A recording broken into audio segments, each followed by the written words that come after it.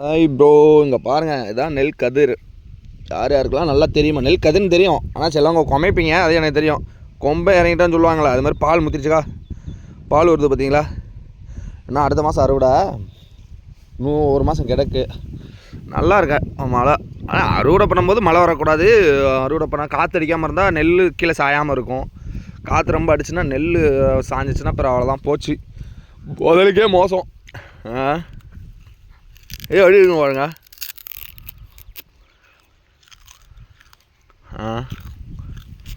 அதில் கரும்பு கிடக்கு. கரும்பு போட்டிருக்க சக்கரை ஆலையை மூடிட்டாங்க, அதனால் வெட்டாமல் போட்டிருக்கோம். இன்னும் சக்கரை ஆலையை அணை திறப்பான்னு தெரியல, திறந்தாங்கன்னா அது வெட்டி விற்றுருவோம். இதில் தான் வீடியோ மூணு நாள் நைட்டும் பகலும் தண்ணி பாய்ச்சோம். தண்ணி பாய்ச்சல, சொட்டு நீர் பாசம் அங்கங்கே பிடுங்கிச்சு, ப்ரெஷர் தாங்க முடியாமல். வேறு என்ன செய்ய அப்படின்ட்டு இது பண்ணோம். இதோட போட்டு 4 நாள் ஆகுது.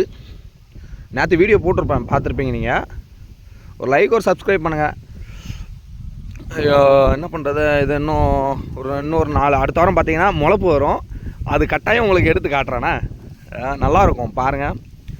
என்னன்னா, நம்ம பண்ணுற வேலையை நம்ம தெளிவாக பார்த்தாலே நம்ம ஹாப்பியாக இருப்போம்.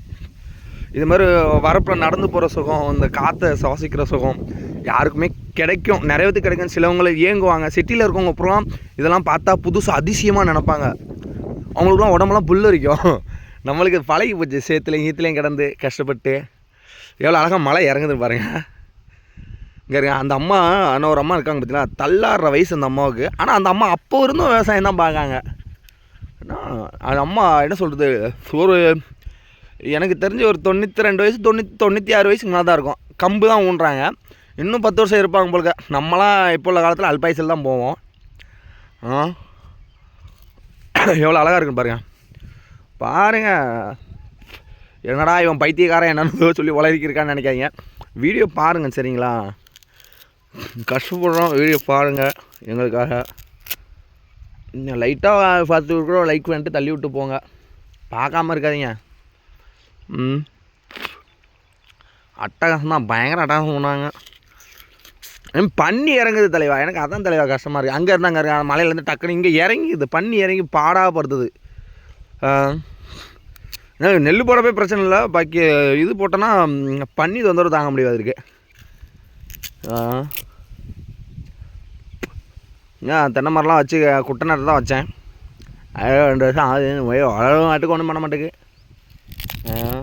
வளரும். இன்றைக்கி ஞாயிற்றுக்கிழமை,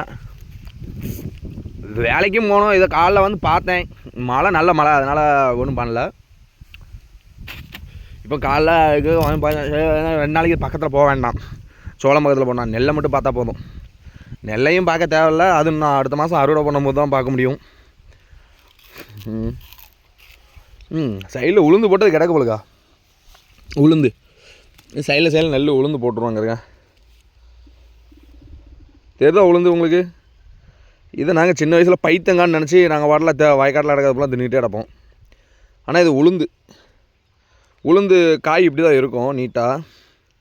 நம்ம அதை உடச்சா தான் அந்த பச்சை பச்சைன்னு வரும் பாருங்கள். தெரியுதா உங்களுக்கு? தெரியணும், பார்ப்போம் சரிங்களா, பாருங்கள், கூப்பிட்றேன்.